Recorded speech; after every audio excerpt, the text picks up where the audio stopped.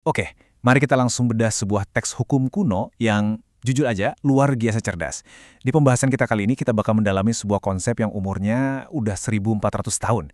Namanya khiyar syarat atau hak opsi dengan syarat tertentu. Fokus kita di sini adalah ngelihat gimana hukum perdagangan Islam klasik itu udah merancang sistem yang super canggih untuk melindungi hak-hak konsumen dan penjual. Jauh banget sebelum dunia modern bahkan kenal yang namanya konsep perlindungan konsumen. Nah, coba deh kamu pikirin sejenak. Pernah nggak sih nyesel setelah beli sesuatu? Pasti pernah kan? Kamu beli barang, dibawa pulang, terus tiba-tiba di rumah mikir, aduh ngapain ya aku beli ini? Kemahalan nggak sih tadi? Kalau di zaman sekarang, kita sering nyebut perasaan ini sebagai buyer's remorse atau penyesalan pembeli. Yang benar-benar bikin takjub adalah, ternyata hukum komersial Islam itu udah punya mekanisme yang sangat elegan dan terstruktur untuk ngatasin masalah yang sangat manusiawi ini. Biar gampang memahaminya, ini roadmap kita untuk bedah materi hari ini. Kita bagi jadi 5 bagian ya. 1. Konsep dasar khiyar syarat. 2. Landasan hukum dan hadis. 3. Syarat masa berlaku. 4. Siapa pemilik hak opsi. Dan 5. Dampak pada status kepemilikan. Yuk kita langsung gerak ke poin pertama.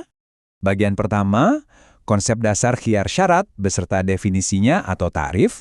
Sebelum kita masuk ke perdebatan seru para ulama, kita harus samain persepsi dulu nih. Apa sih sebenarnya arti dari opsi ini dalam dunia perdagangan? Gini definisinya, khiyar syarat atau khiyaru asyart.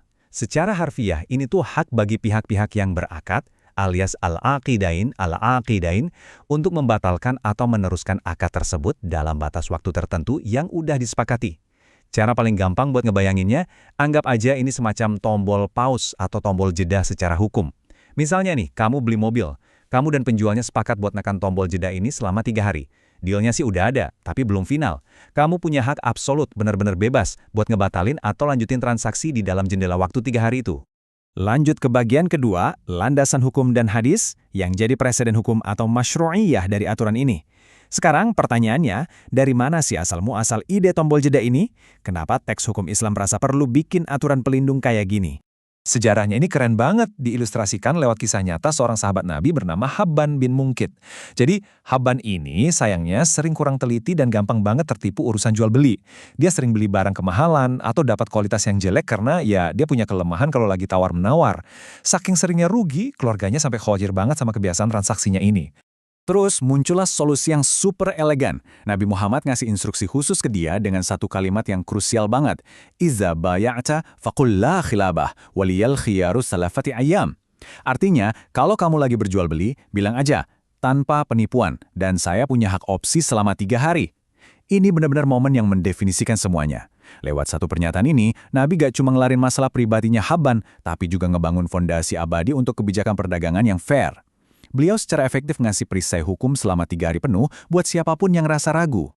Bagian ketiga, syarat masa berlaku pilihan, lengkap dengan parameternya alias syurut. Tentu aja ya, ngasih orang kebebasan buat ngebatalin transaksi seenaknya itu bisa bikin pasar kacau kalau nggak diatur. Makanya, para ahli hukum bikin batasan yang ketat banget biar hak ini nggak disalahgunakan. Ada 4 syarat krusial yang bikin tombol jeda ini sah secara hukum.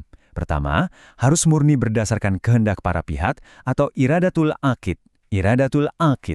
Kedua, ini cuma berlaku untuk akad yang sifatnya mengikat permanen, alias al-uqud al-lazimah. Kayak jual beli. Nggak perlu ada khiyar syarat buat akad yang emang dari sananya bebas dibatalin. Ketiga, batas waktunya harus super jelas, mudah maklumah. Nggak bisa tuh bilang, ya udah pokoknya nanti saya kabarin lagi ya. Harus pasti. Dan keempat, hak ini boleh buat salah satu pihak aja atau dua-duanya sekaligus. Li ayyi wahidin. Nah, dari keempat syarat tadi, ada satu poin yang paling banyak memicu diskusi intelektual yang seru di antara para ulama klasik, yaitu soal durasi. Sebenarnya, berapa lama sih tombol jeda ini boleh ditekan? Coba kita lihat tabel ini. Berbagai mazhab punya cara beda buat nerapin aturan ini, nyesuain sama dinamika pasar. Abu Hanifah dan Imam Syafi'i itu saklek sama teks hadis Habban tadi, maksimal 3 hari, titik. Tapi, coba perhatian mazhab Hambali. Mereka bilang batas waktunya bebas, terserah asal disepakati bareng sejak awal. Sementara itu, mazhab Maliki ngambil jalan yang sangat praktis, durasinya tergantung adat kebiasaan atau jenis barangnya. Logis kan, beli roti mungkin butuh opsi setengah hari aja. Tapi kalau beli rumah gedongan, pasti butuh waktu mikir lebih dari 3 hari, mungkin sebulan. Fleksibilitasnya dapat banget di sini. Kita masuk ke bagian keempat, siapa pemilik hak opsi? Kita udah bahas apa itu opsinya dan berapa lama durasinya. Pertanyaan selanjutnya, siapa sih yang benar-benar berhak menekan tombol jeda itu? Kalau pakai logika awam, mungkin kita mikir, oh ini pasti cuma buat ngelindungin pembeli. Ternyata salah. Hukum Islam secara gamblang ngebebasin siapa yang pegang hak ini. Bisa pembeli, bisa penjual, misal penjualnya ragu harganya udah pas apa belum. Atau bisa dua-duanya. Dan yang paling gila menurut saya, hak ini bahkan bisa dikasih ke pihak ketiga dari luar akad yang disebut ajnabi. Bayangin, kamu beli komputer canggih, terus bilang ke penjualnya, saya beli nih, tapi syaratnya teman saya si ahli IT harus setuju dulu dalam 2 hari. Dan hukum klasik memfasilitasi keterlibatan pakar ini. Jenius banget kan? Akhirnya kita sampai di klimaks eksplorasi kita, bagian kelima. Dampak pada status kepemilikan atau athar. Ini inti perdebatan hukumnya. Apa yang sebenarnya terjadi sama barangnya pas kontrak lagi di pause? Selama masa opsi itu, barangnya secara sah milik siapa? Disinilah para ulama harus ngurai benang kusut soal transfer kepemilikan. Bayangin senario ini ya, kamu beli mobil pakai opsi 3 hari, mobilnya udah kamu bawa pulang. Di hari kedua mobilnya rusak kebanjiran. Hayo, siapa yang nanggung ruginya? Siapa pemilik aslinya pas kejadian di hari kedua itu? Jawabannya kebagi dua, dan argumennya sama-sama brilian. Di satu sisi, ada Imam Syafi'i dan Hambali.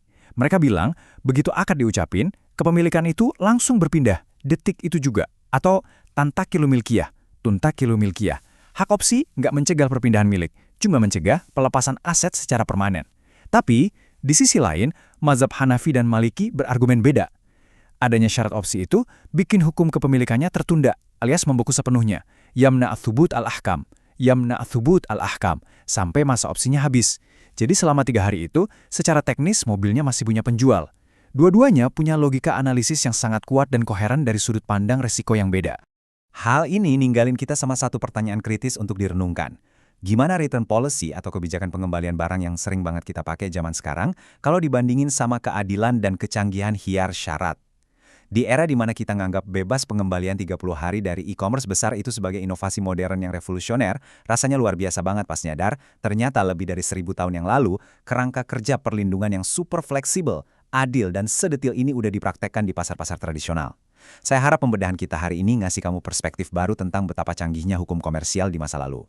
Teruslah bertanya, teruslah belajar, dan sampai jumpa di pembahasan kita selanjutnya.